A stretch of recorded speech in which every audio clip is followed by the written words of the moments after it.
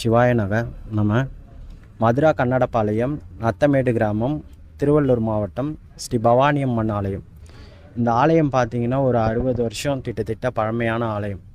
அம்பாள் சிறிய ஆலயத்திலிருந்து இப்போ பெரிய ஆலயமாக மாற்றி அமைந்திருக்காங்க. 60 வருஷத்துக்கு மேலே இந்த அம்பாள் இந்த இடத்துக்கு ஆயிடுச்சு.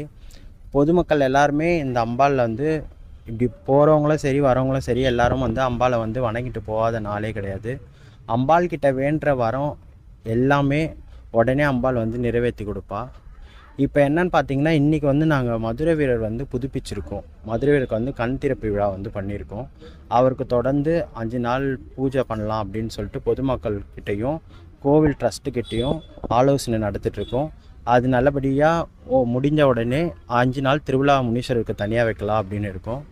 அதுக்கப்புறம் பார்த்திங்கன்னா, இந்த கோயிலோட வரலாறுலேருந்து ஒரு 60 வருஷத்துக்கு முன்னாடிலேருந்து போனீங்கன்னா, இப்போ ரோடு பைபாஸ் வந்திருக்கு. அதனால் ரோடு உள்ளே வந்திருக்கு, ரோடு வளர்ந்துருக்கு. அதுக்கு முன்னாடி இந்த கார்னர்லேருந்து இந்த மதில் செவருக்கு அந்த பக்கம் இருக்கிற இடம், அதுக்கப்புறம் ஒரு மதில் செவரு இருக்குது, அது வரையுமே கோயிலுடைய இடம்தான். இப்போ என்னென்னு பார்த்தீங்கன்னா, இந்த இடம் மட்டும்தான் கோயிலுக்காக நாங்கள் யூஸ் பண்ணிகிட்ருக்கோம். அந்த இடம் எங்களால் யூஸ் பண்ண முடியல. இப்போ தற்சமயமாக இப்போ சில பல காலமாக சமூக ஆர்வலர்கள் அந்த இடத்த ஆக்கிரமிப்பு பண்ணுற மாதிரி இருக்குது. அதனால் அந்த இடத்துல நாங்கள் ஒரு ஆலயம் எழுப்பலாம் அப்படின்னு சொல்லிட்டு ஊர் பொதுமக்களோட ஆலோசனை பண்ணிகிட்ருக்கோம். அந்த ஆலோசனை பண்ணி முடிச்சக்கப்புறம் அந்த இடத்துல நாங்கள் ஆலயம் எழுப்பலான்னு இருக்கோம். அந்த இடம் யாரும் ஆக்கிரமிப்பு பண்ணக்கூடாது. இது பவானி அம்மன் கோயிலுக்கு சார்ந்த இடம்.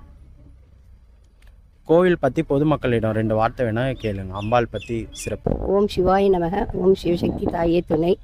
நான் இங்கே 24 வருஷம் ஆச்சு.